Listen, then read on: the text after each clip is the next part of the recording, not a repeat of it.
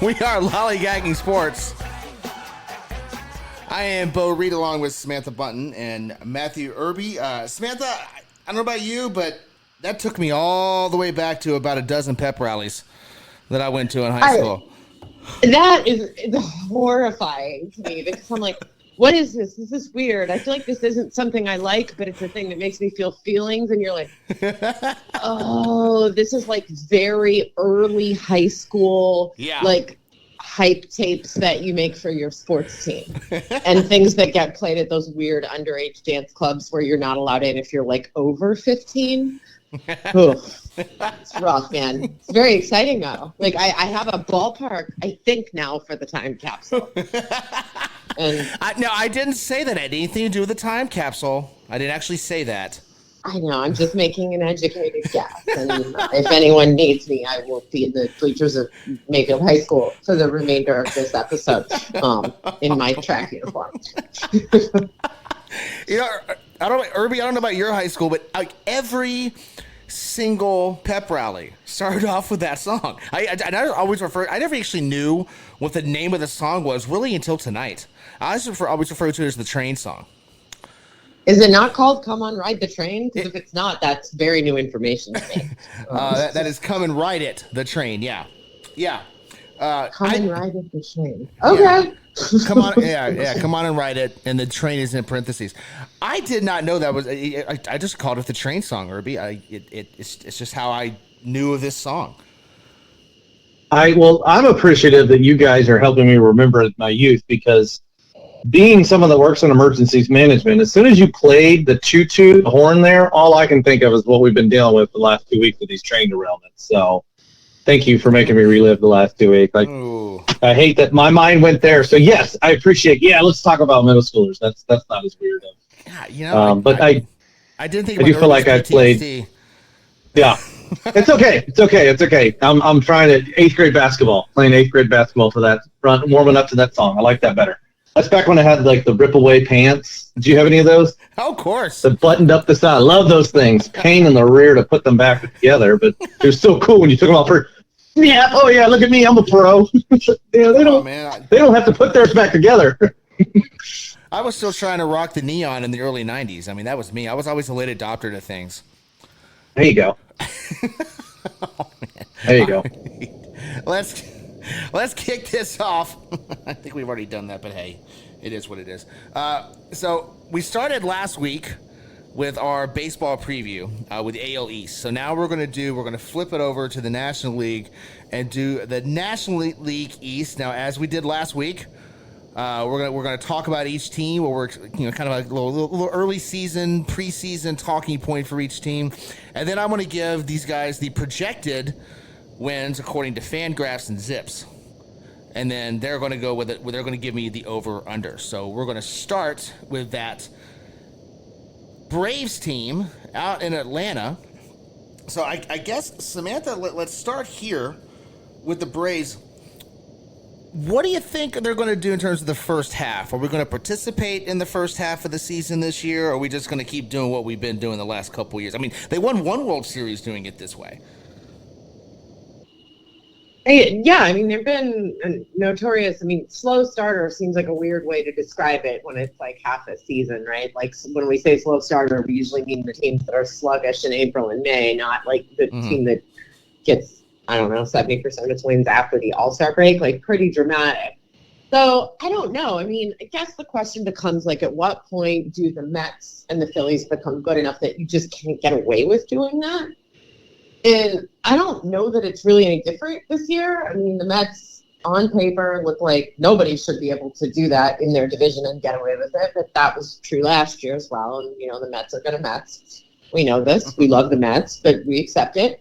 And the Phillies kind of were the out of nowhere team. And that is hard to repeat. But I don't know. I mean, it's because there's no way to quantify something like this. And as somebody whose team is notoriously slow starting, believe me, I've tried. But I think what you're looking for here is like maybe just the less dramatic version of this for the Braves. Like, okay, we can accept that you're not going to be a first half team, but like, could you participate in the first half? at the very least, because I think we've seen this enough times now to where it's getting a little bit disturbing, and the division is just too competitive to bank on kind of, I guess, being able to get away with it is the best way to phrase that. Well, I mean, they did add, Sean Murphy. They get that trade done this offseason. Really, that was their big move, right, Samantha? So let's take a look at it from this angle. Is like, they're adding and subtracting their offseason, so to speak. Did it change them much? Did it move the needle more in the probably at least able to avoid it just a catastrophic first half? Well, I mean, I don't know that I think it moves the needle in that way because, like, what was their excuse when Freddie Freeman was there? And Matt Olson wasn't really a downgrade at all in that respect. So I don't know that this is something that can be tied to, like, individual talent because the talent on paper has always been there. So, I mean, right. I liked what they did this offseason. I thought it was modest and reasonable under the circumstances. And, obviously they lost Jansen and Dansby Swanson and a couple of other guys who I think maybe are not as impactful in a negative way as some people seem to think as far as the talent exiting the Braves.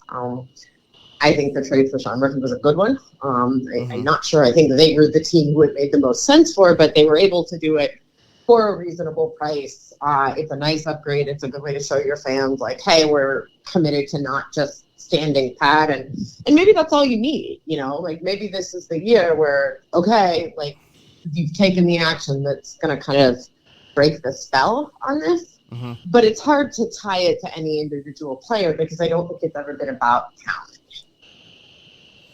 Irby, how about you? Where are you following with the Braves going into this year?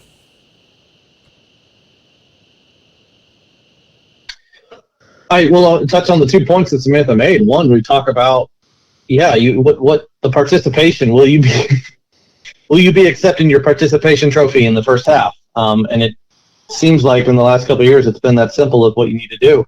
If it's going to be harder, this is the year. We'll get into that of what's coming up, but this is definitely going to be a testing year to see what's coming up behind. We'll get to those teams. I love what you said there, Samantha, about there's no way to quantify this. I do want to stress to everybody that doesn't mean individuals like her and myself don't spend hours upon hours in loose sleep trying to quantify this. Oh, no doubt. Yeah, trust me. You can't do it, but that's not going to stop us. We have tried and probably will continue to do so. Part of success. See, just a point of clarification on that. When someone tells me that something cannot be quantified, I immediately ask them. And if they confirm it, then I agree that it can't possibly be quantified. But I need confirmation from Samantha and Irby on this. So there's no doubt that they've absolutely tried to quantify this. Well, and we'll continue. It's not going to stop. But, it's the point you made very well about what this Braves team, I look at, like, well, you made it's a good point. Like, there hasn't been a ton of movement around, but it has been, I don't know. This is what I love about, we see it less in baseball, but this is going to be one of those examples of next man up. And the Braves, you moved on from Freddie Freeman. I know there was a lot of, wasn't that simple, but now Swanson moves on as well. And I'm not saying Vaughn Grissom is going to just jump in and take over, but that's what winning teams do is that you have individuals like Vaughn that just step up and start getting the job done. And so that's what I'm excited about this Braves team. There's been some turnover, but it's not too crazy. The core is still there. The soul of this Braves team is kind of still there. And I know that's a difficult phrase to say, but we're a year removed from Freddie Freeman. I wouldn't have said that last year, but now here we are again. I mean, they were a 101-win team last year. Mm-hmm. The Braves are quickly getting to a position where I'm not going to bet against them until I see them lose. Yeah, I agree with that. Samantha, anything you want to add here on the Braves before we do the over-under? Just that I think, I don't know, I really believe in this rotation, which I think is going to be important to compete in this division. And if nobody gets hurt or there are no major injuries, I think that's going to be a huge huge factor here. I think bigger than people realize. It's not that anyone doesn't respect the Braves rotation. It's that I think they're going to be better than what they look like on paper. Okay. Irby, how about you? Anything else on the Braves? Anything you want to touch on we haven't touched on here? No, I'll just double down with what she's saying right there. If you haven't heard the name yet, Bryce Elder, pay attention. Pay attention to the name Bryce Elder. All right, noted. Well, let's play some over-under. So Fangraphs has the Braves projected for 94 wins in 2023. Samantha, where do you have them, over or under? Oh, man, that's high. It is, yeah. Now we're getting into that weird thing where there were a lot more teams bunched towards the middle in the American League, and you're going to see this keep coming up, but there's a lot more teams way at the top and way at the bottom in the National League, which, I mean, it is a good argument for inflating the win totals of the better teams, but 94 is really, really high. I don't know that anybody in this division is going to win 84 games, so I'm going to take the under, although I do think the Braves will do quite well, and I think they have a great shot to win the division, but I do not think 94 games is the number. Irby, how about you?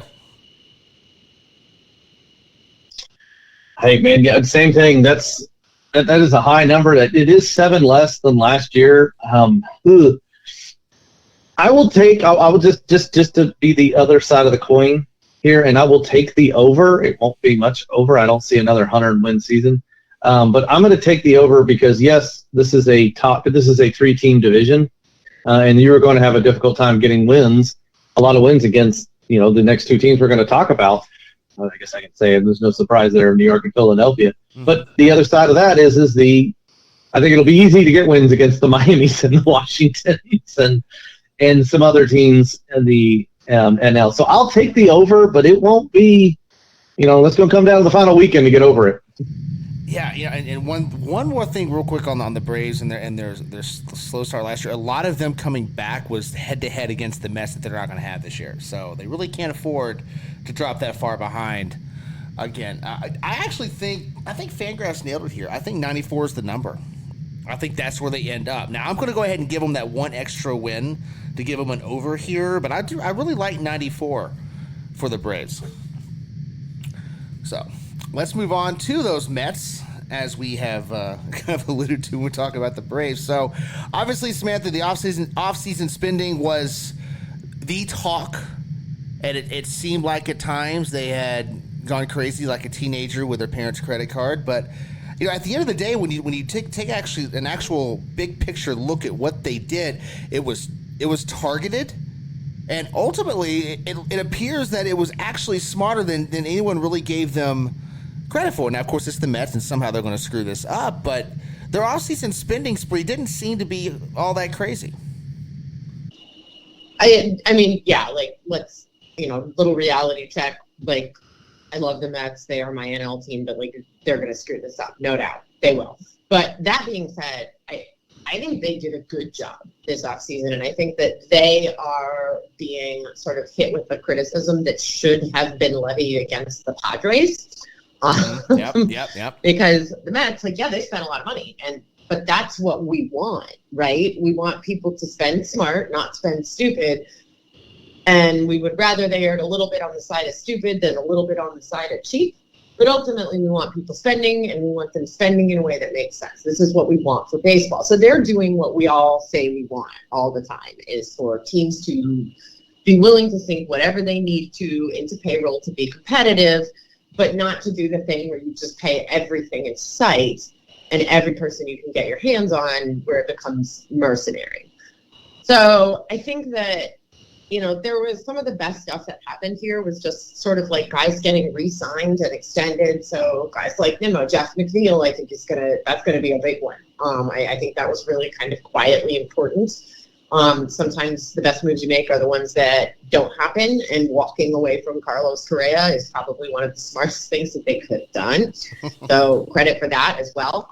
That's, I think, a good example of, no, Steve Cohen is not just going to buy everything because it's there. They saw something they didn't like, and so they said, you know what, we're not going to do this. We're not doing it, certainly not at this price. Signing Verlander, it makes me nervous because he's super old, but it's a good risk, right? We would all take that risk with, not our money, obviously. But, I don't think anybody is looking at the Mets and saying, oh, I don't know that you really should have taken a flyer on Verlander.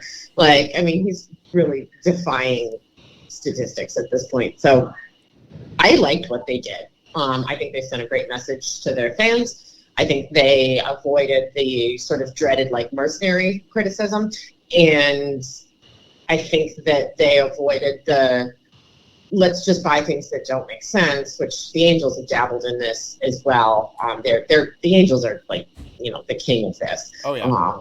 But the Padres, I think, are the ones who, at the moment, as a true competitor, that probably needs to answer for nonsensical spending, which we will discuss when we get to the West. But no, I don't really have a lot of criticism for this offseason for the Mets. The core of the team is still the guys who you kind of been on board with from the first, if you're a fan. And so plenty of sort of, I don't want to say homegrown necessarily, but we'll call them long-term Mets. That it's not a mercenary team by any stretch. So I liked it. I think they did well. It seems like lately all the heat on the Mets centers on Verlander and his age. Well, they swapped out DeGrom for Verlander. Verlander pitched more innings last year than DeGrom did by a large margin. He's probably going to pitch more this year, too. He probably will, too. Obviously, we're all hoping that that's not the case for the sake of Texas, but we want the Mets to do well, too. But yeah, isn't Verlander less of a risk at this point than DeGrom? I would think so. Well, and it's pretty clear his elbow took the Tommy John surgery rather well. Yes, that's pretty clear. We're not. We're not taking a flyer on. Well, we don't know if he can come back. He already came back. He already came back and won a Cy Young. So he sure did. Right. So it's almost like you look at that elbow, you're like, it's actually, it's kind of like 50% new. Like the UCL was just put in a couple years ago. So I don't know. I'm not buying this anti-Verlander talk because he's suddenly 42. Look, good Lord, Nolan Ryan pitched to be like 46. So, whatever. Irby, how about you? How you feeling about the Mets? Very similar to what you guys said. Yes, the Verlander, let's touch on that first. Yeah, there's risk, absolutely. But the upside is there, and if it falls, let's say this is the year. Let's say this is the year that Verlander falls off. We're not going to call that an irresponsible signing because you made the signing based on what you've seen. So, no, I like it. This is the opposite of what we saw a few years ago from the Phillies when they were spending like drunken sailors. This is slightly inebriated, but still you're in check on your spending and you're not drunk enough to go, wait, did we just try to sign Correa? Yeah, okay, well, hold on, never mind. No, we're good. So yeah, it's kind of the same with you guys. There's a core there. They realize that this is something they've been building something. This was a good team last year. Again, same number one as the Braves. You loaded up and what you replaced, you extended guys that made a lot of sense. It's weird. Because I guess it's names like Verlander and because you were tied to Correa, collectively, we were all talking about oh my gosh, they're opening up the paycheck and they're just buying anyone. We saw that stupid meme going around for a while, like they were giving a Siegel $36 million for 4 years, all that stuff. And it's but that's not what happened. This is what we hope happens is that there's a winning team. They have 101 wins. The core is still back. There's an opportunity to win more. There's an opportunity to win a World Series. So go out and add to it. That's what you did. You can't complain. So if anything, the only question I have is I'm just curious, Bo, it's your time of the year. Is Daniel Vogelbach in the best shape of his life? Oh, absolutely. Okay, good. I don't even have to look. I don't have to watch him practice or watch him play a spring training game to know that. That's everyone's in the best shape of their life. It's kind of like Field of Dreams, where you cross the chalk and you're a player, then you cross the chalk and you're an old man. Same thing, exact same thing. Prince Fielder could go to spring training and cross the line. He's gonna be the best shape of his life. So Pablo Sandoval was the only one that erred this rule. No, that was just the best shape of his life. The one thing though, Samantha, that drives me crazy about these people that are complaining about the Mets spending. They're the same ones that complain about the A's and the Rays and the Royals not spending enough. Like you can't have it both ways here. Like the guy's putting money back into the team, which is what we all want, right? Well, yeah, and I'm hearing from Mets fans this. Well, I don't know if it's going to be fun to root for this because these aren't really even our guys. It's just a bunch of mercenaries, and it's like, look at your starting 9, look at your rotation, look at your bullpen. Most of the people on this team were there last year, have been there for many years. And, look at so much of this was, the extensions, right, for Nimmo and for McNeil. And, you're probably looking at extending Alonso soon. You traded for Francisco Lindor, and then you signed him to a long-term contract. And now you're upset because they did exactly what we always want baseball teams to do, which is grow a core and then spend money to build around it. Mm-hmm. You can't grow a whole team, not one you want to take to the World Series, without making any trades or paying any free agents. And it's like, well, now you're mad about that. And if they hadn't done anything, you would have been mad about that too.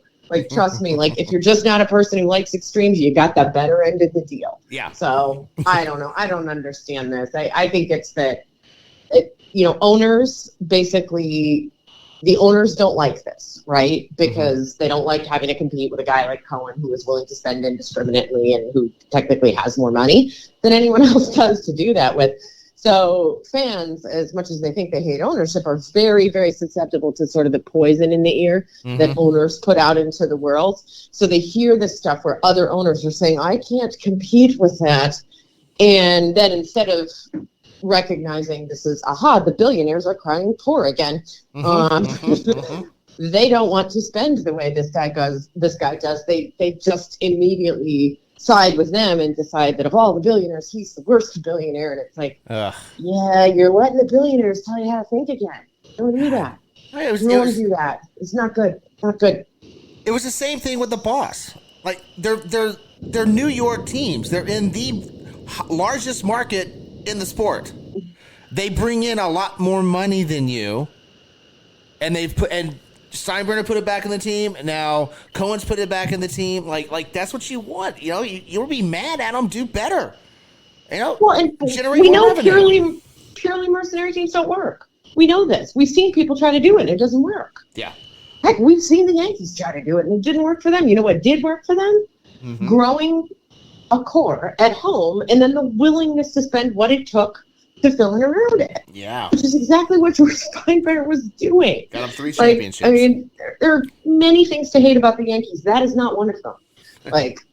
Oh, man, guys, be happy. This guy wants to win. Mm-hmm. Jeez, he's not just taking your money and letting the team go to pot.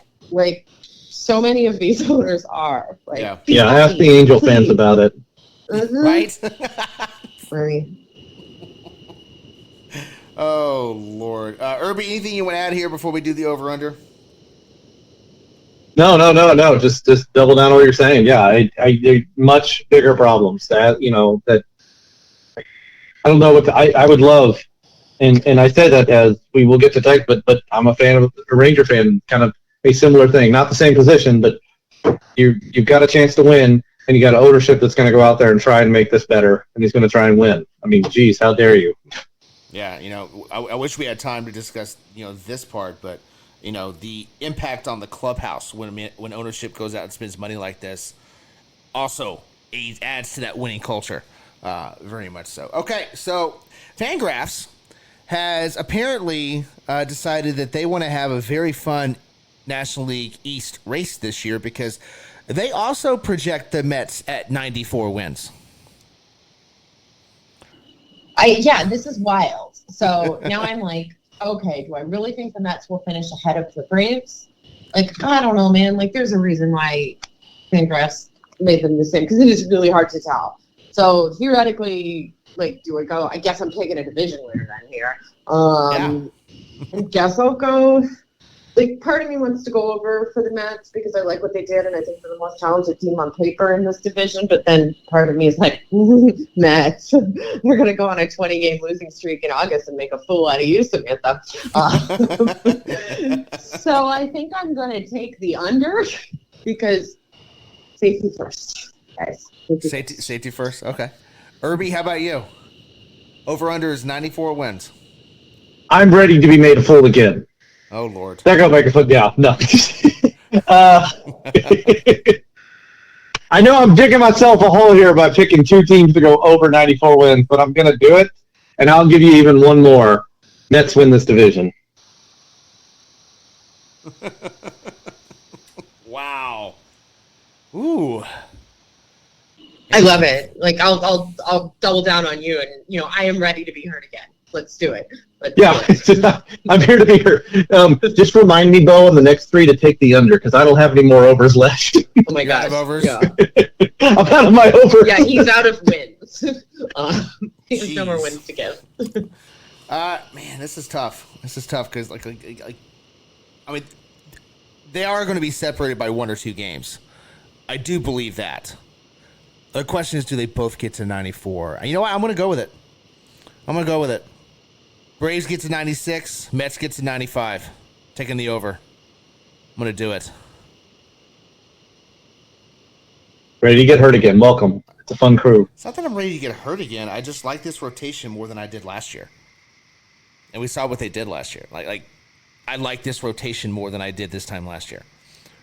I think that's the big difference for me. I agree with you. It's just that, I've been here before. Man. No, I get it. I understand. All right, let's move on. The year of joy. We're choosing joy. They're going to do it. Yeah. Well, there's also no way, because, Samantha, you said that, your National League team. There's no way I can jinx them. I don't have any skin in the game here. So I can say this and not jinx them. That's true. I'm trying not to piss off any weird baseball gods that might be floating around listening, even the minor ones, because I have a vested interest in the Mets performing well. So, and to your point, Samantha, to your point, we definitely have exposed ourselves. You've seen the Mets, how the season starts. The Marlins, the Brewers, the Marlins, the Padres, the A's. So if they don't come out of that with a lot of wins. Oh, and they will. They're going to be in first place in this division by a lot until after the break. It's what happens after that I'm nervous about. Oh, God, that is exactly what happened last year. The Mets had a cupcake, the Braves didn't, and then when that flipped, so did the division. They do it all the time. It's we talked about combining teams. Really, if you put the Mets and the Braves together, they would probably win 152 games as long as you got the hats right. Okay. All right, let's move on to those Phillies, last year's National League champions. So they overperformed. They didn't really seem to sit on that overperformance, Samantha. They're right back in it, going for it all over again. I got to ask you, though, is this a World Series hangover situation for the Phillies here? Because they went so high last year, they really only have a place anywhere else to go but down now. So are we looking at a World Series hangover for this team this year? I don't think it's so much World Series hangover as it is that it's really, really hard to repeat as a World Series participant. Right. And they were very lucky to get there last year. And I'm not trying to take anything away from their accomplishment. I think that, once you get into the postseason, you're kind of creating luck. But they got hot at exactly the right time, which, again, we can say, okay, some of that's luck and some of that is skill. But it's fortunate, if we're using the term luck, not in the literal sense, but just in hey, here's how everything kind of broke right for you guys last year. I don't know that it's going to do that 2 years in a row because it's just impossible. For everything to break right for you at the exact right time. Now, if they were the most talented team, even in this division, wouldn't even have to be the most talented team in the National League, I would say a little bit easier to repeat, right? But if you're the most talented team in probably the best division in your league, you don't need everything to break right for you. They do. So, because as much as I love what they did this offseason, I love that they did not stand pat. I think they went out and said, like, you know what? Like, we're not just going to act like, hey, we were playing with house money. We got all the way to the World Series. Let's run it back. No, they went out and got freaking Trey Turner. Like, absolutely fantastic signing. And they didn't stop there either. I just think it's going to be very, very hard to repeat because they still can't compete with the Braves or the Mets on paper. And that's before we even get outside of the division. I think it's going to be tough. I'm rooting for them, but I think it will be difficult. Irby, how about you? Where you at with the Phillies?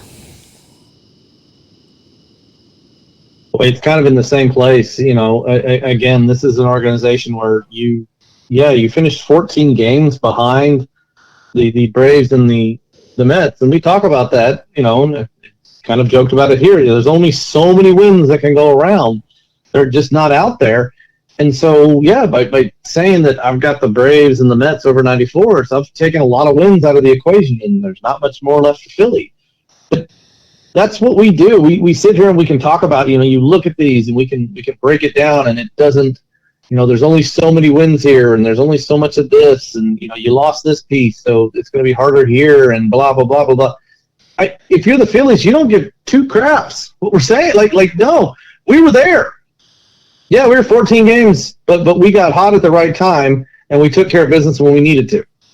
So, yes, there is a team, there is a core, there is a group there that can compete with anybody. Any given game, any given series can beat anybody, and that core just added the prettiest slider.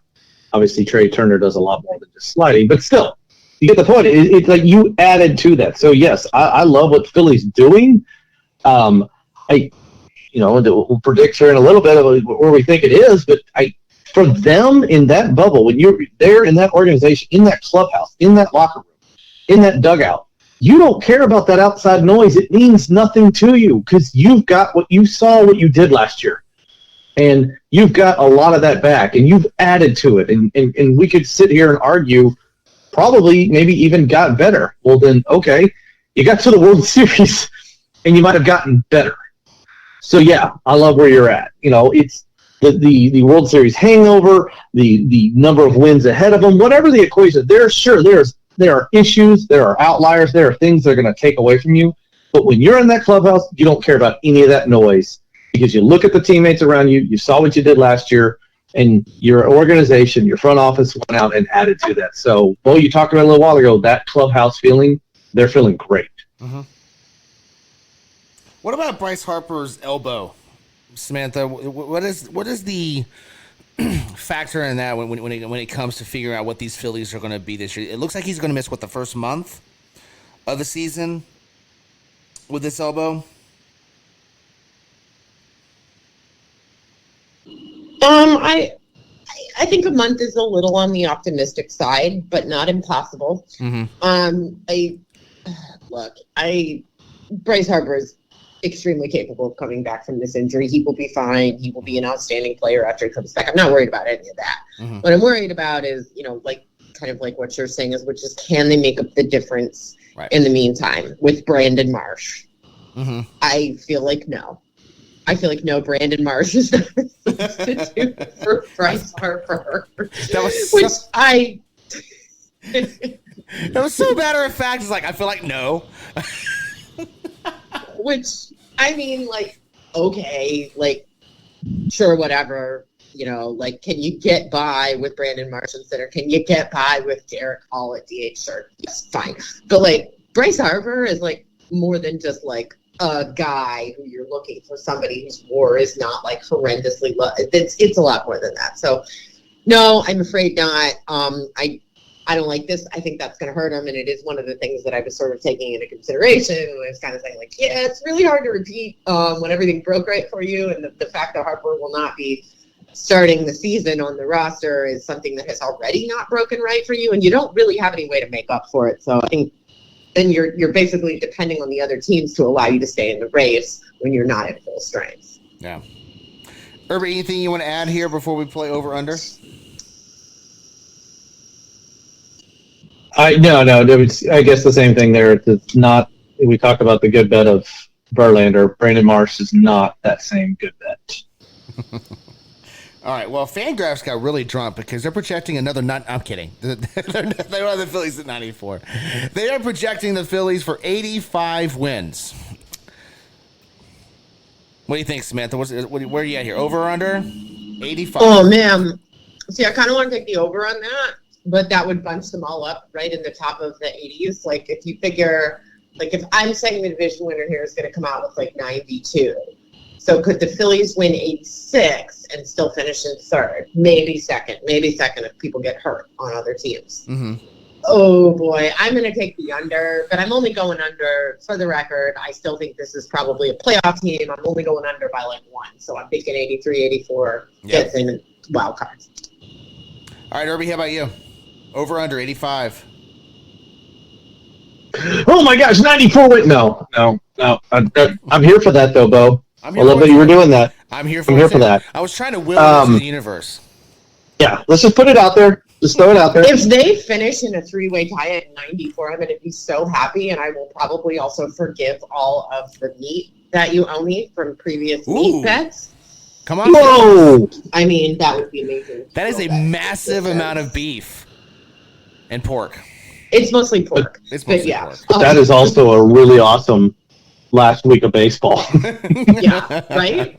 That's what I mean. I would be in a very forgiving mood because that would be amazing. So, all right, come on, Philly. Especially with because what is it? New York and Philly end up the season together. So yes, here for that.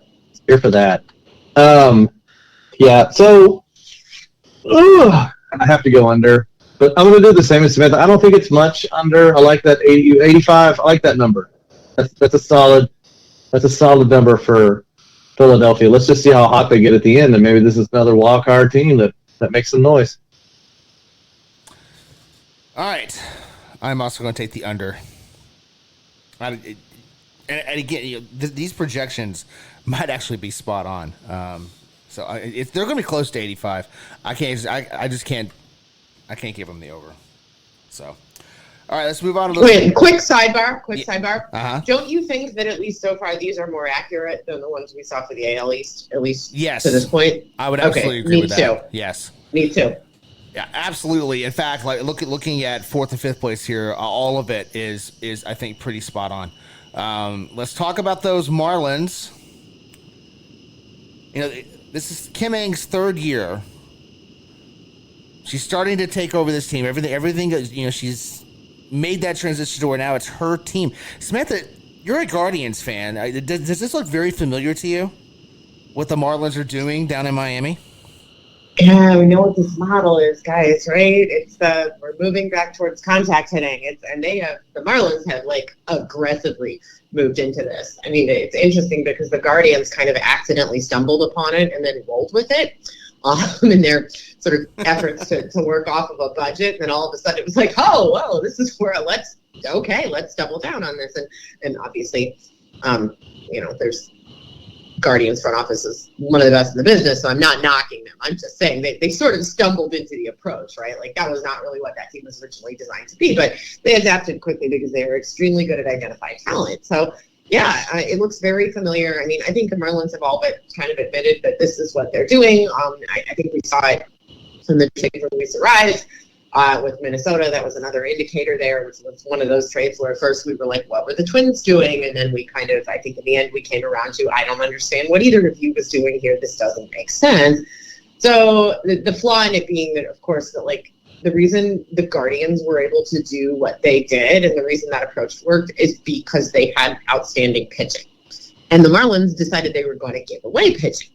And yeah, it's one guy and it's not that simple, but it kind of is in a way. And because their pitching prospects have not panned out quite as well as we'd hoped, Sandy Alcantara can only pitch once every 5 days. So it's not a terrible rotation. The system is not awful by any stretch, but it's also not great. They have not gotten great return on the trades that they have made recently. And while I think Kim Ng is good at what she does, certainly, I don't know that where we're at right now looks to me like, oh, well, they're just going to follow the Guardians model and it'll be fine. Like, I think they got like 75% of the memo and then the facts cut off or something.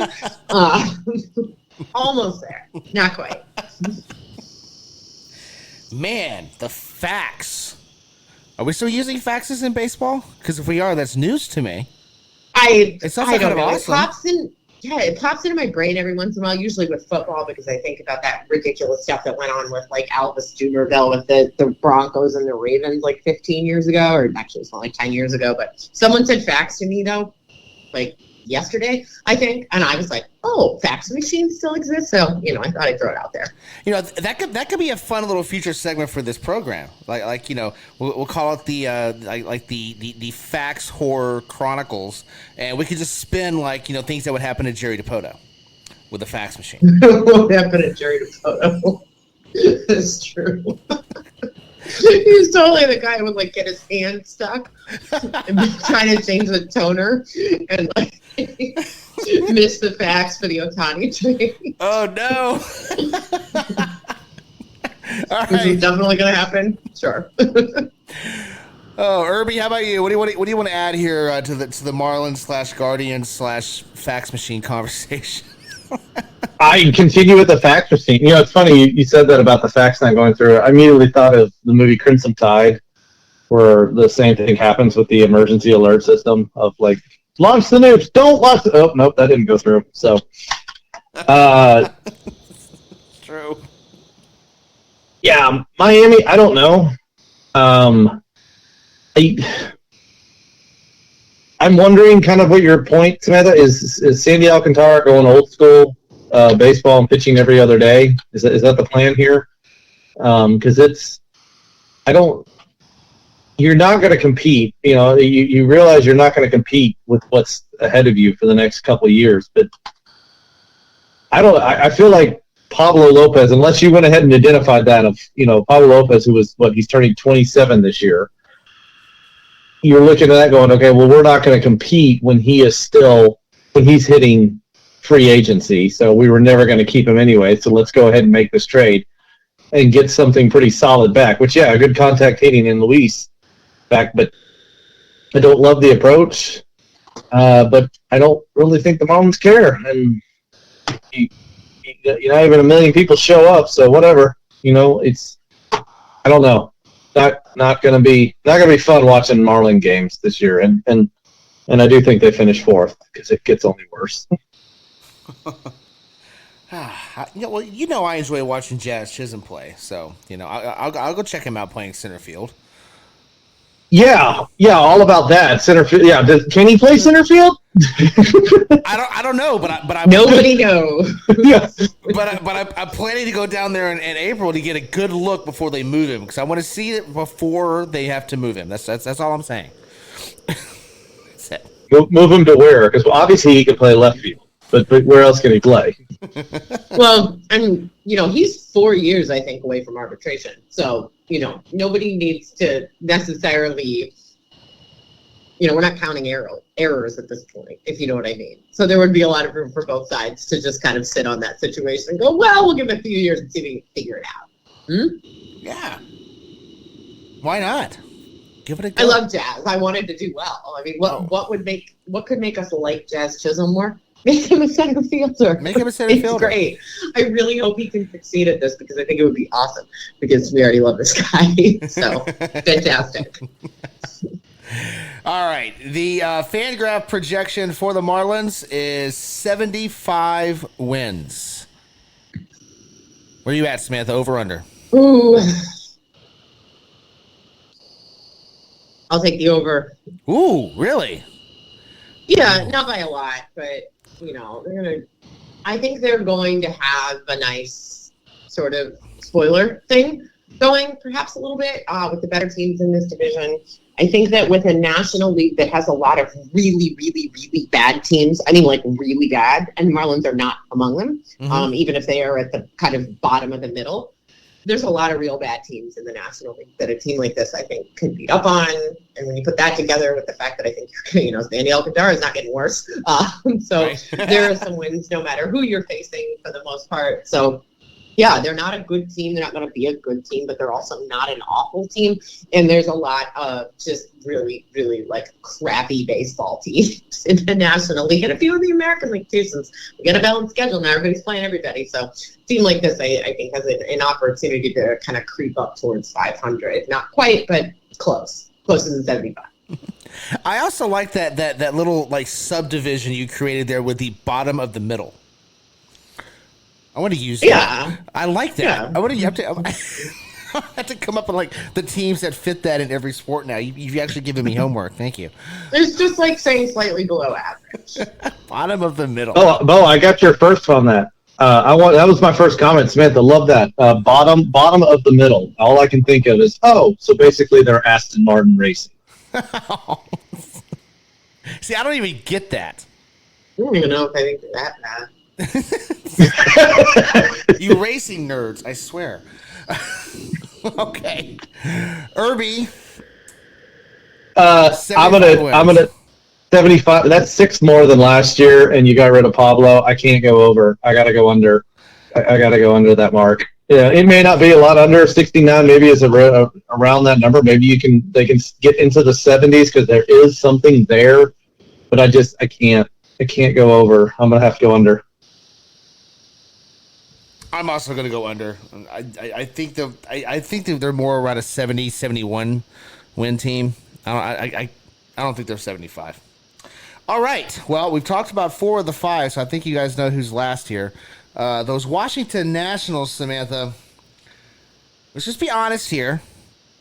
Odds are, now of course they can defy the odds. Baseball, it's all about defying the odds.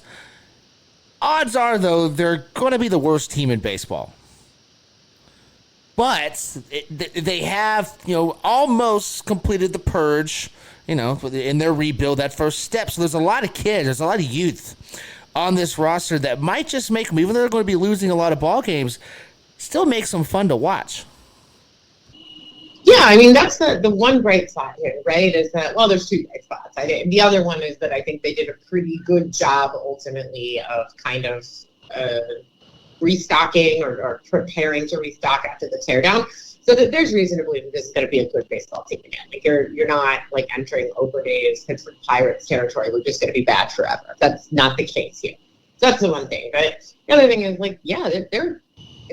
it's pretty consensus that this is the worst team in baseball. This is the worst major league roster that exists. But they're not the toughest hang. Like not even close. Like there are a lot of teams that I think are going to be a far worse watch than this one. I mean, the easy ones like Cincinnati, better roster, tougher hang. Oakland, you can even go up into what I think are better teams that will not be as fun to watch. You got a lot of kids here that I think will be kind of a good time. And as, personally as, Dom Smith is on my list of personal heroes. So I will watch anything that involves Dom Smith. So it's kind of like Ramon Laureano in Oakland, right? Like if you look, you can find something on any baseball team to get excited about, even if it's just some stupid thing that's like personal to you. But I actually think they have more going for them than that. So that's the good news. Like, this is going to be bad baseball, but I think there's going to be things to be excited about here and things that will be interesting and hopefully promising for the future of the franchise as well. Anything you want to add there, Irby? About the Nationals kids? You know me, I love the youth. I love watching the youth. You are. I'm excited. That if he stays healthy, that Mackenzie Gore gets a full season. Like Samantha, Dom gets a good look. What is the combination of C.J. Abrams and Jeter Downs? Is there something there? Yeah, like you said, great rebuild. And then on your point, Bo, August 11th. 3-game series, August 11th through 13th. We'll find out. Oakland, Washington. Who's it going to be? Which one? Oh, man. Feral Cats versus Dom Smith. I can't wait. I'm so Boom. I'm definitely watching that. Is that in D.C. or out in Oakland? That is in D.C. Please. Oh. Rats. Yeah, unfortunately. That is so disappointing to me. No, it's DC just because in our little league, I believe I pulled off the Oakland win over Washington last season. Okay, but they didn't have Dom Smith. But they did have the feral Oh, they cats, didn't. so it's... They didn't. No, and that's why. That's because it was in Oakland. That's another reason why. Yes, but no, it is in D.C. this year. So I can't ask if they bring the feral cats with them. I mean, you could always ask. if you offered to pay, I bet they would. Do you think the cats count towards attendance figures? In Oakland, yes. Absolutely. In Oakland, Absolutely. yes. Anywhere else, no. But in Oakland, yeah. See, I feel like that's the problem, because if this was in Oakland, if that's what we were looking for, I feel like you could make the argument that you could be like, listen, I'll pay for more cats. And then you can have like 742 people in your stadium, or 742 beings in your stadium, I should say, instead of, 300 beings or whatever pathetically low number it was. But like, I feel like the Nationals aren't hurting that bad that they need to like fly in feral cats. Things are not that weak there. No. The A's probably will do that soon. It's like, what's your attendance? There are 100,000 life forms here. Well, 99,997 of them are feral cats. They do multiply quickly. All right. Anything else on this one, guys, before we play over-under with the Nats? No, I'm glad we were able to hijack this and turn it into a conversation about feral cats. That's what happens when you talk about the last place teams. Achievement unlocked. All right, so Fangraphs has the Nationals projected for 64 wins. Over or under there, Samantha? Trying to do the quick math on like what the winning percentage there would be. So hold on a second. 64 divided by 162. Ooh. Yikes. Wow. That seems about right. Okay. I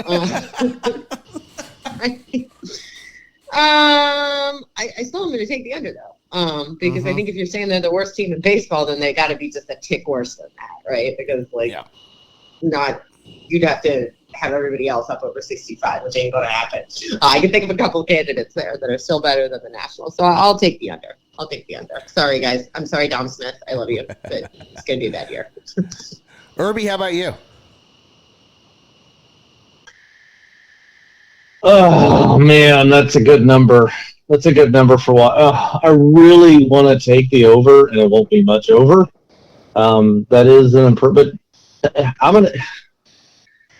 I said I'd keep going unders. I'm going to do under. It won't be much under.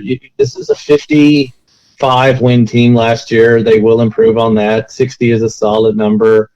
I'm looking for not a bounce back, but another step forward season from Josiah Gray to keep, because the last thing you need is this team to have Patrick Corbin lead the team in wins, losses, strikeouts, home runs allowed, runs, walks, complete games. It's just not good for you. Hey, where are you at on Keibert Ruiz? Just out of curiosity, as a prospect guy. There's another one. Let's see what we can get, because he played most of the season last year, and the numbers were fine. I don't know. He is one of those, they've had plenty in this organization, and I know I mentioned the Jeter Downs and I'm big on CJ Abrams as well. I think he can be a big piece. I'd like Keibert, and I wanted to work out, and he is the kind of guy that really can be that next anchor. You were talking about, how they brought in so much positive stuff. Keibert Ruiz, who you wouldn't have said 2 years ago would be that you might have unbelievably scared National fans 2-3 years ago and said that Keibert Ruiz is going to be your next core guy. But that's where we're at now with everybody having moved on. So, yeah, I keep him out there, let him play. For a catcher, last year was pretty solid numbers. So full season, it's tough. He pretty much had a full season. But yeah, I like Keibert, and I hope he can be that core that they can build around, along with the Downs and the Abrams. And I don't know, can we say Lane Thomas still, or is he starting to get to that a little bit older? I don't know. I mean, what even is the age ceiling under these circumstances? Like, this is true. This is true. I mean, there's some wiggle room in there, I think. Because what's weird about this is that I named a couple players in there that are actually still older than Robles, but I don't trust that Washington isn't going to trade Victor pretty soon and move on for more pieces. If he bounces back at all, last year was not a great year, which is difficult for what he came up at first his rookie year and what he saw and now what's there. It's difficult. All right, well, I am also taking the under. In fact, they're going to put the over-under at 60. And I would have still taken the under. I think this is a 55 to 57 win team. Not saying that they're not. Yeah, I think you're probably right. Not saying that they're not. Sorry, guys. They're going to build on this, but I think this is the bottom out year. They trade those last pieces at the deadline, which means Strasburg's hurt. Strasburg's, yeah. It's just like this is the bottom out part of their rebuild. Which is, hey, good news for you Nats fans. That's the first step to recovery. So, hey, you're fine. You made it. You made it to the bottom out year. Now you can build from here. So, that is the National League East. Hold on. I thought it was identifying the problem because I can name a few organizations that have been in the bottoming out for a few years now. Okay, well, that's fair. I'll give you that. But I'm also expecting the Nationals to have already figured out the problem and they're rebounding. So right, but we're talking about a team that's actually going to try to rebuild, not these teams that pretend but don't ever actually do. Right, exactly. It's not the Pirates here. Let's not do that to these people. They're not the Pirates. All right. Time to step into that time capsule. Of course, it is my week with the time capsule, so let's get at it. So,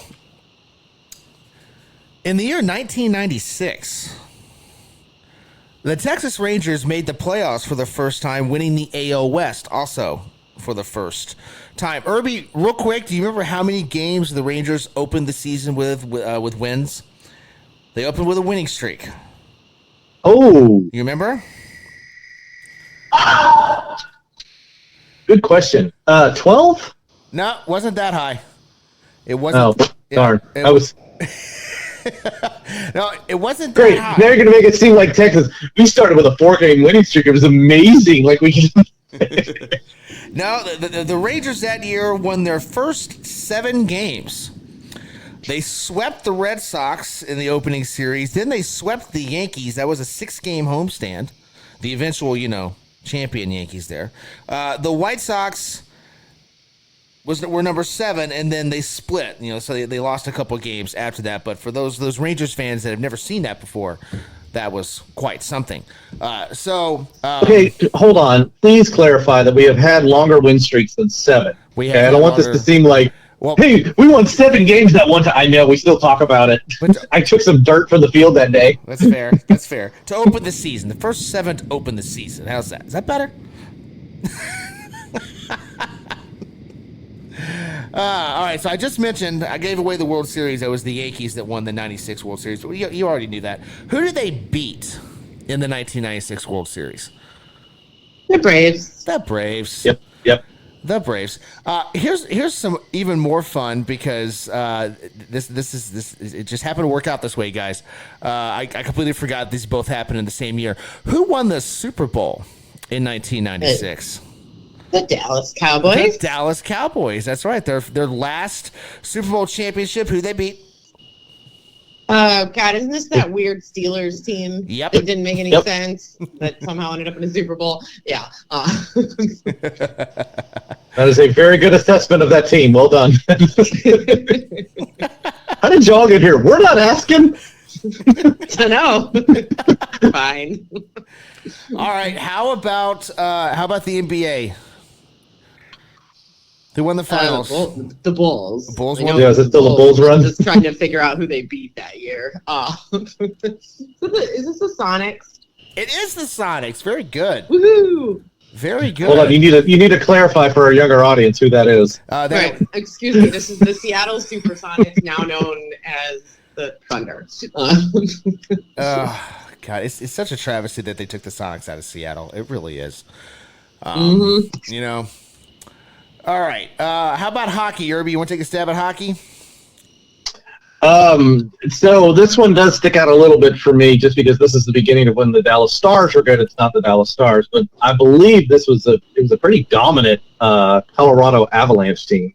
It was, in fact, the Colorado Avalanche. Yeah. They swept. Who? Who'd they play? No clue. I just Yeah, it was the Florida Panthers. Wow, Florida had a team in '96. I knew That it was. surprised me Wow, too. that's pretty.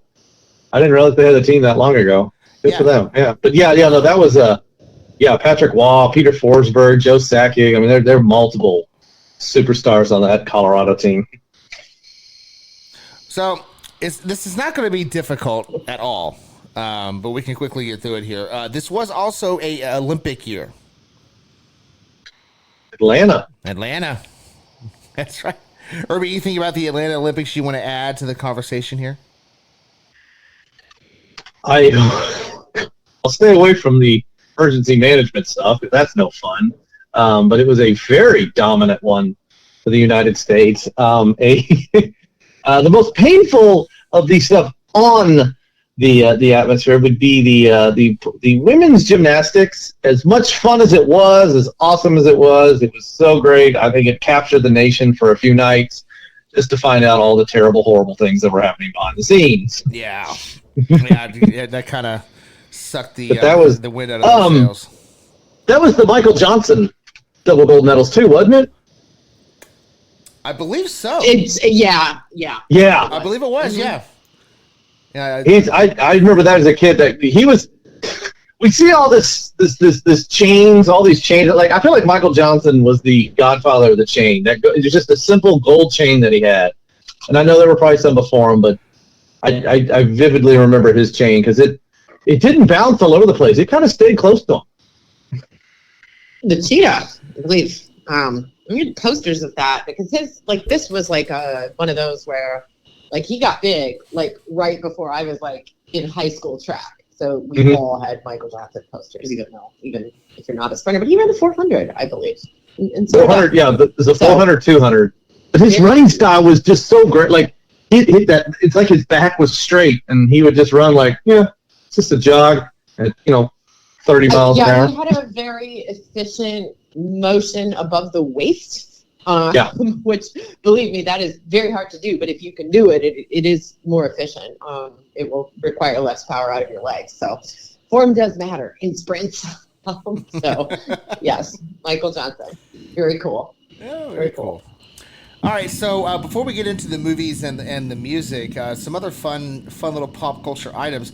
The most talked about mobile phone of 1996 was the Motorola StarTAC.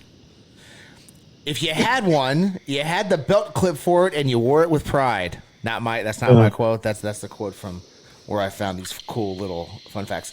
In 1996, we were introduced to the Spice Girls. They hit number one with "Wannabe." Not for the full year. They just hit it for a couple of weeks there.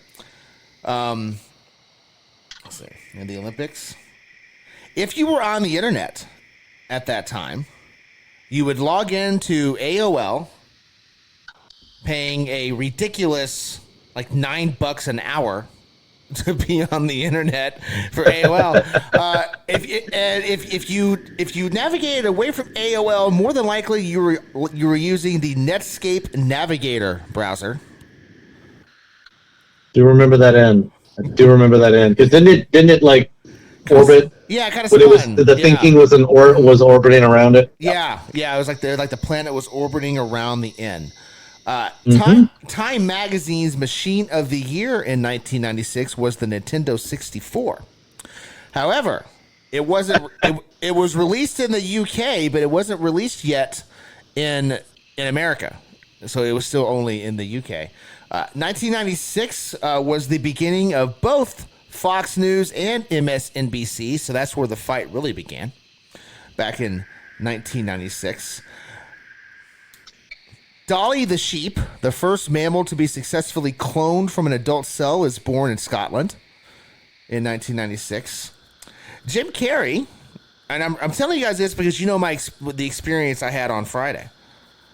Jim Carrey was the first actor to make $20 million to star in a film in which he has to go to medieval times. The Cable Guy. $20 million. Nice. Did that movie make $20 million? I highly doubt it. So for those parents that were out at Christmas time shopping around, the one toy you couldn't find that everyone wanted was the Tickle Me Elmo. Oh my gosh! Oh wow, that was 1996. So, wow. Now, this is actually particularly interesting because this was like the early days of the internet. However, the dolls were in short supply. The retail price was under $30, but they were being flipped online for $1,500. Plus the $1,500 you would owe AOL while you sat there and waited out the auction. Right. I totally forgot about how you used to have to pay by the hour for the internet, or like you would use those. Remember the free CDs they would mail you? Uh-huh. So like, you know, like 10 hours of AOL free or whatever. And then once you ran out the CD, like. Two more fun facts. In 1996, it was the very first year of Oprah's book club. 1996. And the Unabomber, Theodore Kaczynski, was arrested in his Montana cabin in 1996. So, a little fun trip down memory lane. Do you guys want to start with movies or do you want to do music? I mean, we got Unabomber and fun in the same sentence, so I don't even know where to go from there. It's true. I think we should do movies first. I think there's a greater likelihood that the movies inform the music rather than the other way around, at least in terms of the way we tend to think about it. So let's help ourselves out a little bit. Although I think this is going to be a better year for us in terms of knowing stuff. It's very articulating. I know more stuff, but feel good about 1996. We'll find out though. We'll see. All right, well, let's start with the movies then. You guys have any early guesses for the 1996 top grossing films? I do have two. I got you go, Samantha. I'll tell you. Okay. Before you say yes, Bo, I'll tell you if they were in my. I have a couple. Mm-hmm. Okay. Fall in my line of work. Have the same. I think I have three. Well, let's try the two big ones first. Okay, one of them is Mission Impossible. Mission Impossible. Ooh, I didn't have that one, but you're right. Oh, you're right. Interesting. And then my other big guess is Independence Day. Yes. All right, so Samantha, you get the jar of dirt. Yes.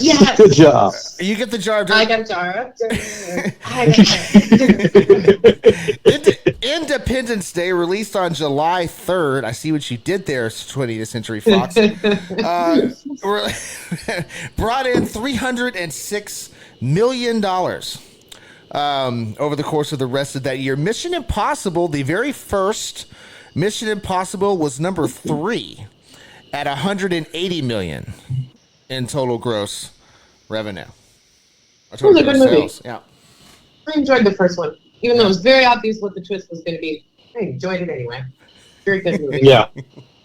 I actually watched it a couple months ago, just out of nowhere. It just popped up on my streaming. I'm like, I'm gonna go watch that again. It's a good movie. It's not bad. I mean, the sequels are awful because they're basically just the same thing over and over again. But like the original one was kind of good actually. And Independence Day is outstanding. Excellent. Outstanding. I just recently showed my kids that one. It's so good. One scene that has nothing to do with the movie, but whatever. Yeah, the second one also not as good as the first. Okay, there was a second one. All right, so I had Independence Day as well. I believe Twister also came out in 1996. Ooh, Twister was number 2 at $241 million. So you guys have the top 3 already. You're off to a great start here. Oh, we're way better. And then my other one that's kind of and I just associate this being that age and seeing this movie. This would have been like one of the first thrillers that I saw. That would be the Mel Gibson movie Ransom. Ransom was number 6 at $125 million. Ooh. Boom. Ooh. All right, Number 6. I have another guess. I don't know if this would have grossed in the top 10, but I know it came out this year. It's a personal favorite, The Birdcage. Oh, great movie. Great movie. One of my all-time favorites. The Birdcage checks in at number 7. Yes. Oh, 124 million. Also, one of my favorite movies. See, I thought I was going to play that audio clip as a hint. Oh no. Oh, no. All-time favorite. I just wasn't sure that it would have been a high enough like revenue movie, but I knew this was the year, so don't add. Try more gum. Outstanding movie. Well, a good year for movies. It's a great year for movies. Yeah, I'm telling you. Okay, so you still need number 5. You've got 1 through 4, 6, and 7. So you need number 5. We got 1 through 4. No, 4 was Ransom. No, I'm sorry. You got 1 through 3. You need 4 and 5. Ransom was 6. Birdcage was 7. Ransom was 6. And okay, so we need 4, 5, 8, 9, 10. Yep. Okay. So let's see. Right. 4 stars Sean Connery and Ed Harris. The Rock. The Rock. Another excellent movie. There we go. Wow, this was really. I thought that was later. I thought that was more like 98 or something. That's a good movie, though. I like that movie. Yep. Number 5 is another one that Michael Biehn dies in. Sorry. Oh man.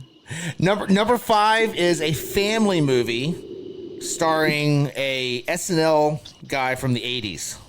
Well, here we go again with that. Is this one of the people we've encountered before? Yes. Is it Eddie Murphy? Yes. Okay, what's that? Nutty Professor. Nutty Professor's number 5. Yeah. And we hit a wall on the good movies. Okay. Okay. Well, you just need 8, 9, and 10. Number 8 is a thriller that stars Samuel L. Jackson, Matthew McConaughey, and Sandra Bullock. Oh, Time to Kill. Oh, Time to Kill. Good job. Yeah, Time to Kill. Number 9 is a Disney movie that starred. I'm not going to tell you who starred in it. It was actually one of the first. It was one of the first that they took from animation to live. Oh. 101 Dalmatians. Yeah. Boom, there it is. Yeah. All right, and then number 10. I'm trying to figure out how to give you hints here. So I'm just going to give you. I'm going to give you the main characters. So that would be Goldie Hawn, Bette Midler, and the girl from Father of the Bride, too. I can't think of her name now. Diane Keaton? I know who you mean. Diane Keaton. There we go. Yeah, it feels like something I should know, but I don't. Certainly know who all these people are. Although, is this like a rom-com or something? Is Yes. this like a thing I'm not going to get because it's like, is it a rom-com directed at older people? Because Yes. I'm not going to know what this is. Yeah, that's what it is. Yeah. Okay. Too busy watching Independence Day and The Rock. Yeah. And Twister. Yep. Irby, got any guesses here? No, I was too busy watching Twister and Independence Day. I got nothing. All right. It's checking in at number 10, right at 105 million. The First Wives Club. Nope. Well, I mean, I've heard of it. I would have not been able to recall it even with a gun to my head, but I have heard of it. So there's that. Wow. Okay. So notable mentions. Number 11 was Eraser. Oh, I like that movie. Yeah. That's another good one. Yeah. Number 15 was Space Jam. Wow. That's Yeah. pretty low. Pretty low. Mhm. Yeah. Now, Space Jam was released in November, so that's probably why. Oh, okay. Okay. Let's see. Number 25 was Jingle All the Way. They didn't. That wasn't about Tickle Me Elmo's, but it was definitely about a toy that he couldn't get his kid. Yeah. Number 26 is Tin Cup. Number 30. Now this is definitely because of the release date. Number 30 was Jumanji, but it wasn't released until December 15th. Yeah. That would make sense. Yeah, that's definitely that. What's kind of disappointing though is Happy Gilmore is number 38, and it was released on February 16th. I just kind of figured it would do better than that, but that is what it is. That did well at Blockbuster, not at. Yeah, I think maybe that's a little bit before like the Adam Sandler like explosion. Maybe. Happens. One of my personal favorites, Down Periscope, is number 69. That movie in a long time. And the cult favorite that had all of us, at least in my high school, talking, The Craft at 73, followed right behind it with Scream at 74. The first Scream. Wait, why is that Scream? When did that come out? That had to have come out the year before. December 20th. It was a late release. Okay. Oh, Whew, I was about to say that. Wow. Like that was a huge release. Although The Craft is definitely one of those that I think like no one saw in the theater that everybody got into. So that makes more sense to me. Yeah. Like I don't hate that movie at all. I mean, it's ridiculous, but it's also kind of great. It's one of my favorites. I think it's great. It's fun. It's one of mine. All right, let's flip it over to the music side of the Funhouse. I will tell you that "Come On and Ride It," the train was not the top 10. That checked in at number 11, but it felt like the best. It felt like the best song. So you still got to come up with the top 10, guys. There's a lot. There's not much music from those movies. There's a lot of pop on this. Okay. There's a lot. Of pop. You hinted at Spice Girls. You know what? Not in the top 10. That was their first. I think that was their first single. So, that's probably why. Oh, okay. They're not in the top 10. What about?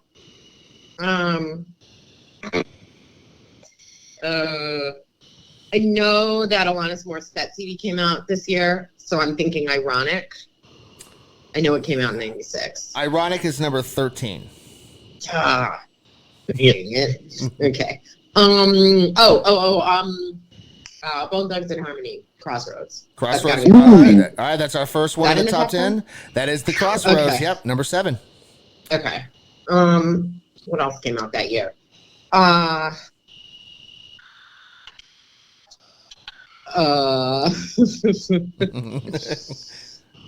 Come on, Irby, where you at?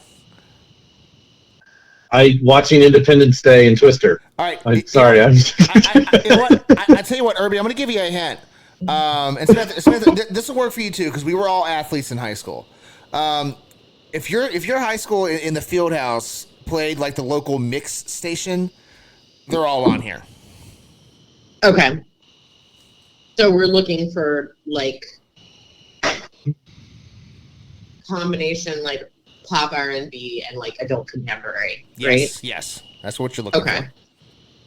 Except for the number 1. Number 1's tricky, but I'll help you guys out with that. Okay. And also not Come On Ride the Train. I don't think that came on that station. Is there any like, let's see, there's got to be some Mariah Carey, right? There is some Mariah Carey. Mariah Carey is in the top 10 twice. Ooh. And one of those songs, she teamed up with another popular R&B band at this time. Oh, that's One Sweet Day. I know what that'll be. That's One Sweet Day with Boyz II Men. That's number 2. Here you go. What I'm having trouble with is the other one. I think this is too early for fantasy. Mm-hmm. Wow. I'm sure I know what it is. I don't know. I see this. I can actually see the music video. Actually, I don't know why, but I can. Oh man, I don't know about this. Let's see. Tennessee Hero was earlier. Mm-hmm. I think I'm looking for the CD in between those two.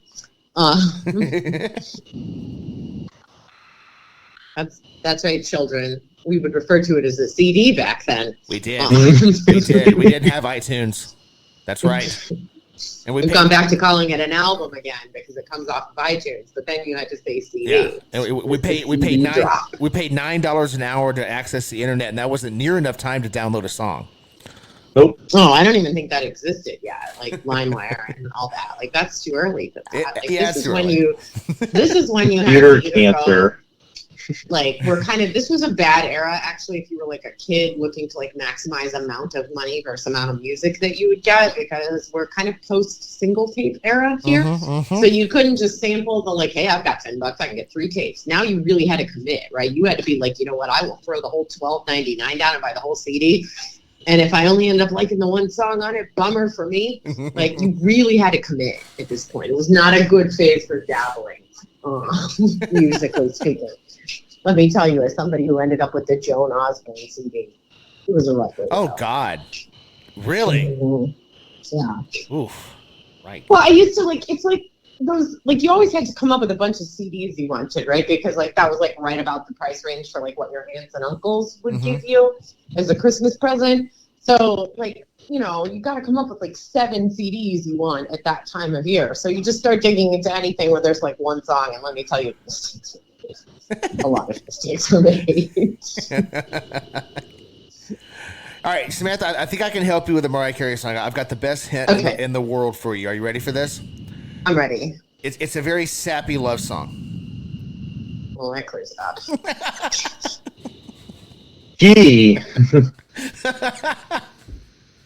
All right, so I couldn't resist. I'm sorry. It was 1, 2, 3, or 4 on the CD, right? Oh wait, no. Well, was this a lead single, or I guess you probably don't know? I honestly don't know. I don't know, but it's definitely one of the. It's one that's resonated. So maybe it was. In the music video, she's swinging all over the place. She's just like on a swing. I don't think that narrows it down again either. She's on a swing like the entire damn time. Yeah, she's just swinging and singing this song. That's all she's doing with like a room, like a dark room where she's like the spotlight's on her and she's just swinging. Yeah, I don't know. I give up. You're gonna have to tell us this one. All right, number 5, Mariah Carey, "Always Be My Baby." Oh, okay. All right. Well, at least I do know what that is, but I was not gonna get there. Maybe in a couple hours I could have narrowed it down by just naming Mariah Carey songs, but yeah, I was not gonna get there in a reasonable amount of time. So. Thank you for telling us. Right. All right. What else? What else we got? Okay. You want to take a stab at number 1? Sure. All right. So the number 1 song.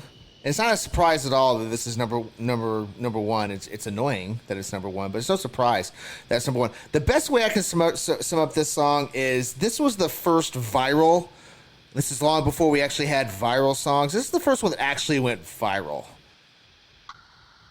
Viral? Like in what way? Like just everyone was playing it. Everyone was doing the dance. Everyone was it was Oh wait, everywhere. there's a dance? There's a dance. Yeah. Macarena. There it is.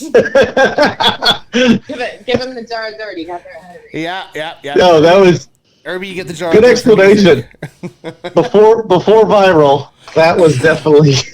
Yeah, because for like a half second I was like electric slide, and I'm like, no, that was way before. That was way earlier. Macarena, of course. Wow. I still don't understand any of the words to it except for Macarena. You don't need to. What's the thing? I Put your hands on your head, then on your hip, then your shoulders. Hey, Macarena. I almost made that the opening audio, but I didn't want to use the number 1 song. Yeah.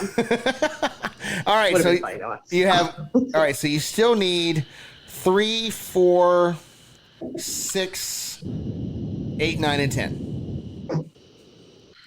3, 4, 6, 8, 9, 10. Okay. Can you give us some hints? All right, let's see. Wouldn't this 96? Wouldn't we have had some LL Cool J in there? Not as though I was a huge fan, but that's. You did. Isn't that about the? You did. That was "Hey Lover" at number 20. Oh, so not even a dance.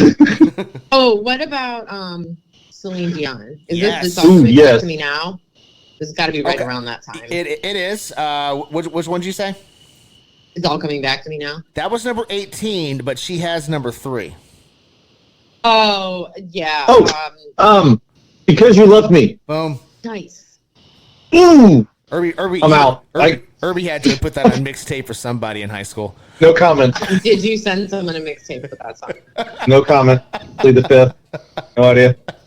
We still That listen mixtape- to "It's All Coming Back to Me Now" as like an over-exaggerated karaoke, like fake scream sing song. Still in the rotation. Can't say that. And the Macarena. No Macarena. We did not retain Macarena.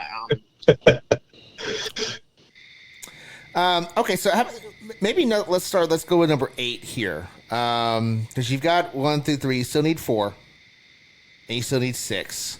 But number 8 was way overplayed on all of those mixed channels. Like, it was, every time I walked into the locker room for practice, like, that song was on. Like, it was way overplayed. Had a very catchy chorus that everyone would sing, but it was grotesquely overplayed everywhere. Yeah, I'm gonna need one. I can give, So far, we've named a bunch like that. yeah, I can give you the artist. You want to give the artist? Is it? Yeah, you might as well. Yeah. Okay. The artist is Donna Lewis. Oh, I love you always. Always forever. Yeah. Oh. I don't know which of those words is in the title, but I know the song. I love you always forever is the name of the song, and that was way overplayed. It sure was. That actually was a good hint. It's very true. Okay. So let's see. I really have no idea what hints would give you number 4. I think I'm better off just giving the artist for number 4. Okay. Okay. Number 4, the artist is the Tony Rich Project. Oh man, I definitely know this one. No, it's nobody knows. Yep. There's number 4. Okay, so I have a friend who, you know this friend of mine. I'm not going to say her name, but you know her, you've met her. Had told me this story about this song, about how she broke up with some boy in like 9th grade, and he called her up every night for a week and just played that song through the handset of the phone over and over and over. Wow. For a week, which is why to this day in my iTunes library in my old computer, back when you could go in and change all the numbers, it says that the artist for this song is Bobby Palmer, because that's what the kid's name was. And we changed it in iTunes to Bobby Palmer. It still says that in my old MacBook. But yeah, good old Tony Rich Project.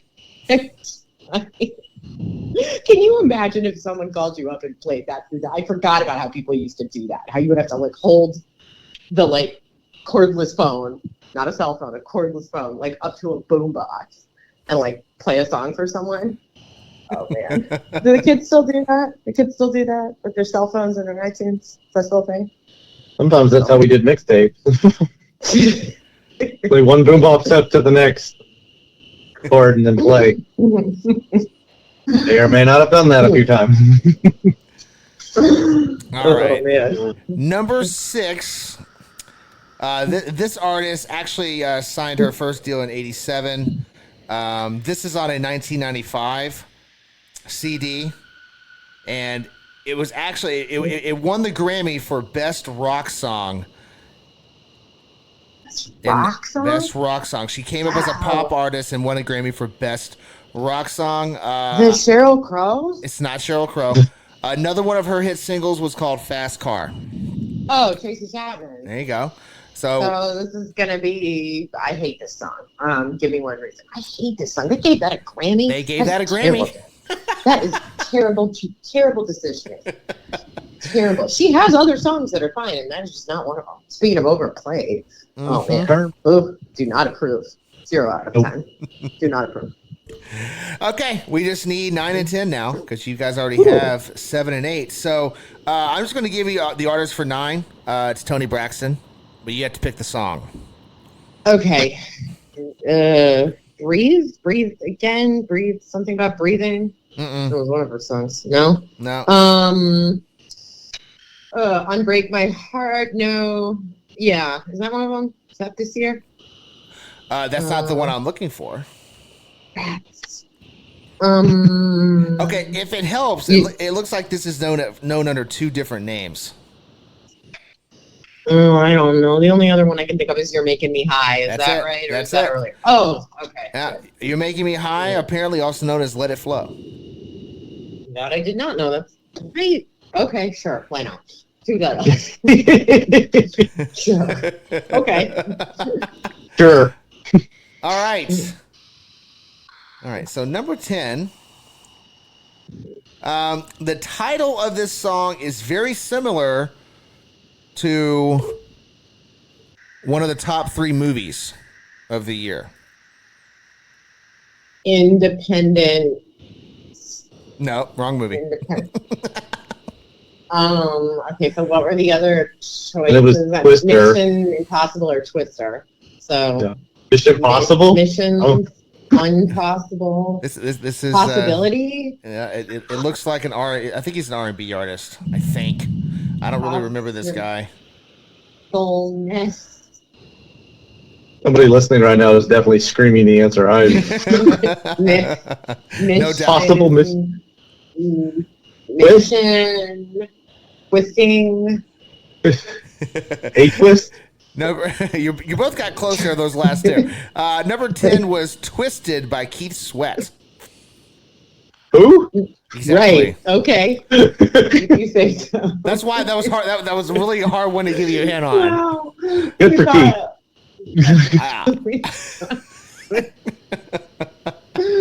Possible independent.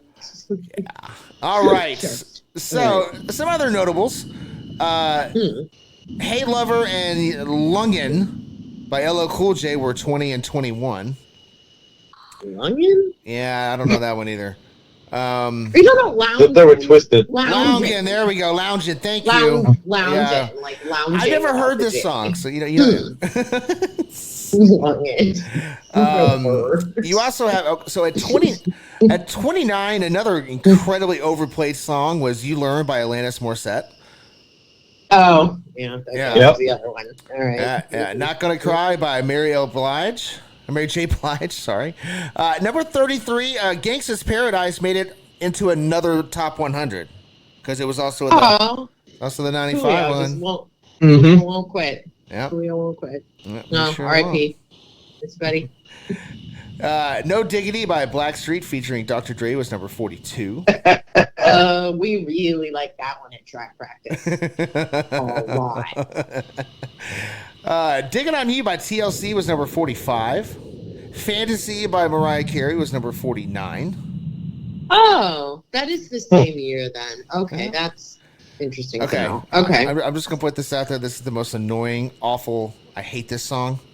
Wonderwall is number 56. Oh, yeah, but you're singing in your head right now. I hate that I've song. never heard anyone say they hated Oasis before. I hate that song. Interesting. Very interesting. It's a good album, though. What's the Story, Morning Glory? It's a good album. Not Wonderwall, not so much, but the album is good. Don't Look Back in Anger. Much better song. Wonderwall is kind of tough. Unfortunately, there's a lot of R. Kelly that I'm not going to mention. Have you heard the Ryan Adams cover of Wonderwall? It's worse, actually. Oh, worse. I heard like the lounge singer at the hotel pool last week singing it.